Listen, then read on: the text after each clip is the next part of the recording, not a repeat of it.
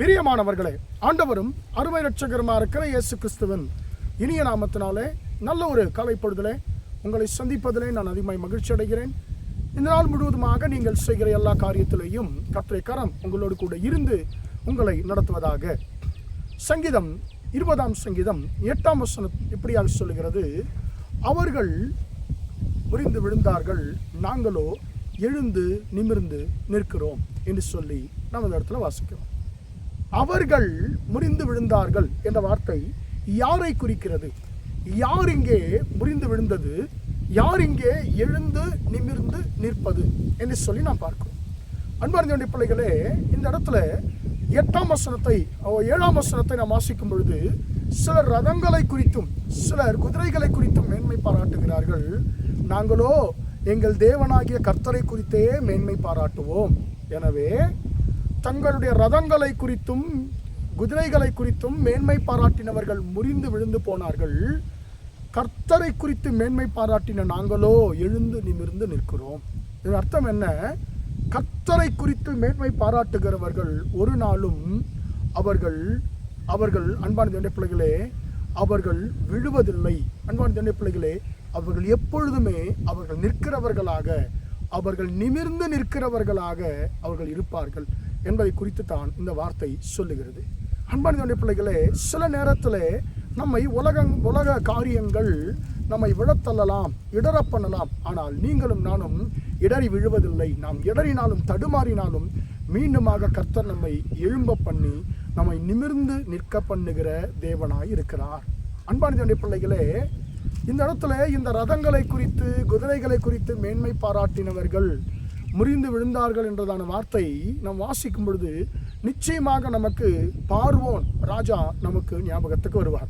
ஏன்னு சொன்னால் அன்பான தேவனுடைய பிள்ளைகளே, கிட்டத்தட்ட நிறைய ரதங்கள் அவர்கிட்ட இருந்துச்சு. 300 ரதங்களுக்கு மேலே இருந்துச்சு. இஸ்ரவேல் ஜனங்கள் 430 வருஷம் அடிமைத்தனத்தை விடுதலை ஆக்கியும் அவர்களை மீண்டுமாக நான் பிடித்து கொள்ளுவேன் என்று சொல்லி தன்னுடைய எல்லா ரதங்களோடும் குதிரைகளோடும் அவன் என்ன செய்கிறான்னு சொன்னால் இஸ்ரவேல் ஜனங்களை பின்தொடருகிறான். ஏன்னு சொன்னால் அவனுடைய மேன்மை என்ன? அவனுக்கு மேன்மை பாராட்டுவதன் இடத்துல வேகமாய் ஓடுகிற ரதங்கள் இருக்கிறது, வேகமாய் ஓடுகிற குதிரைகள் இருக்கிறது. எனவே நான் எதையும் என்னால் சாதிக்க முடியும், என்னை வீழ்த்துகிறவர்கள் யாரும் இல்லை, நான் யாரை வேண்டுமானால் வீழ்த்த முடியும், ஆனால் என்ன வீழ்த்துவதற்கு யாராலும் முடியாது என்னதான ஒரு கர்வம், ஒரு ஆணவம் அந்த பார்வோன் ராஜாவுக்கு இருந்தது. என்ன நடந்தது? தன்னுடைய ரதங்களை குறித்தும் குதிரைகளை குறித்தும் மேன்மை பாராட்டியவன் கர்த்தருக்கு முன்பதாக, கர்த்தருடைய பிள்ளைகளுக்கு முன்பதாக அவன் விழுந்து போனான், அவன் மூழ்கி போனான்.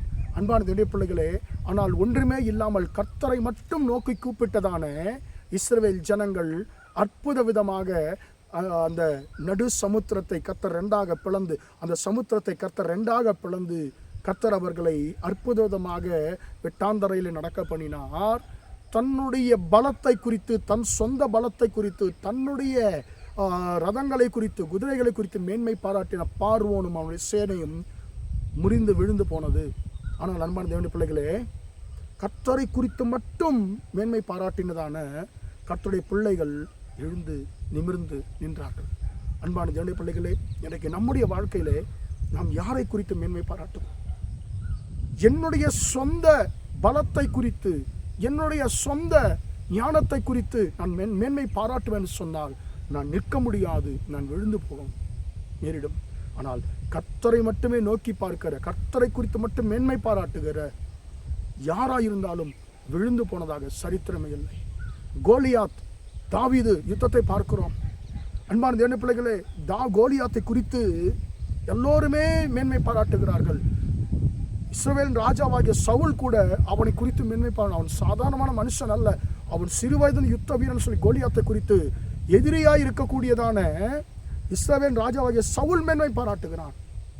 அன்பான தேவனுடைய பிள்ளைகளே, கோலியாத் தன்னுடைய பலத்தை குறித்து மேன்மை பாராட்டுகிறான், வாங்க என்று சொல்லி சேலஞ்ச் பண்ணுகிறான். அன்பான தேவனுடைய பிள்ளைகளே, ஆனால் தாவீது கர்த்தரை குறித்து மேன்மை பாராட்டுகிறான். கோலியாத்தே, உன்னிடத்துல பட்டயம் இருக்கிறது, ஈட்டி இருக்கிறது, எல்லாமே இருக்குது, என்னிடத்துல கர்த்தர் இருக்கிறார், கர்த்தருடைய நாமம் இருக்கிறது என்று சொல்லி கர்த்தரை குறித்து மேன்மை பாராட்டினான். இங்க என்ன நடந்தது? தன் சொந்த பலத்தின் மீது சார்ந்து கொண்ட கோலியாத் விழுந்து போனான். ஆனால் கர்த்தரை குறித்து மேன்மை பாராட்டினதான தாவீது எழுந்து நிமிர்ந்து நின்றார். அன்பான தேவனுடைய பிள்ளைகளே, இன்றைக்கு நாம் எதை குறித்து மேன்மை பாராட்டுகிறோம்? என்னுடைய ஞானம், என்னுடைய சொந்த புத்தி, என்னுடைய படிப்பு, எனக்கு எல்லாம் தெரியும் என்று சொன்னால் மேன்மை பாராட்டுவோம் என்று சொன்னால் நிச்சயமாகவே நாம் விழுந்து போக வேண்டிய சூழ்நிலை ஏற்படும். பரிசுத்த வேதம் இந்த காலைவேளை நம்மை எச்சரிக்கிறது. நீ கர்த்தரை குறித்து மேன்மை பாராட்டு, நீ கர்த்தரை மட்டும் நோக்கி பாரு. நீ கர்த்தரை குறித்து மேன்மை பாராட்டி கர்த்தரை மட்டும் நோக்கி பார்ப்பாய் என்று சொன்னால் கர்த்தனை விழ மாட்டார். நீ விழுந்து போவதில்லை. கர்த்தருனை எழுந்து நிமிர்ந்து நிற்க பண்ணுவார்.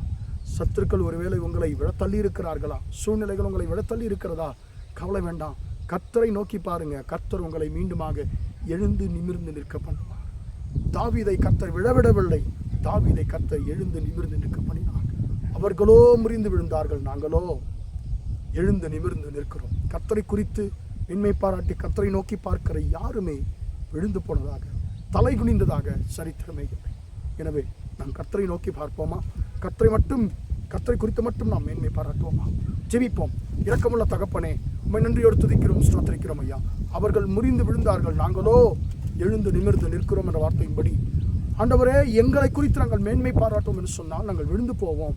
ஆனால் நாங்கள் உம்மை குறித்து மேன்மை பாராட்டி உம்மை மட்டும் நாங்கள் நோக்கி பார்ப்போம் என்று சொன்னால் நாங்கள் எழுந்து நிமிர்ந்து நிற்போம். ஆண்டவரே அப்பா, இந்த நாட்களிலே ஆண்டவரே எங்களை நாங்கள் உயர்த்தாதபடிக்கு உம்மை மட்டும் நோக்கி பார்க்க, உம்மை குறித்து மட்டும் ஆண்டவரை மேன்மை பாராட்ட கர்த்தர் கிருபை தருவீராக. இந்த வார்த்தை கேட்டுக்கொண்டிருக்கிற ஒவ்வொருவருக்கும் ஆண்டவரே இந்த கிருபை கொடுத்து நடத்தும். இந்த நாள் முழுவதுமாக உம்முடைய பிள்ளைகள் செய்கிற எல்லா காரியத்திலையும் உம்முடைய கரம் கூட நடத்தட்டும் என்று இயேசுவின் நாமத்தில் ஒப்பு கொடுத்து ஜெபிக்கிறேன், ஜீவனுள்ள நல்ல பிதா. ஆமேன், ஆமேன்.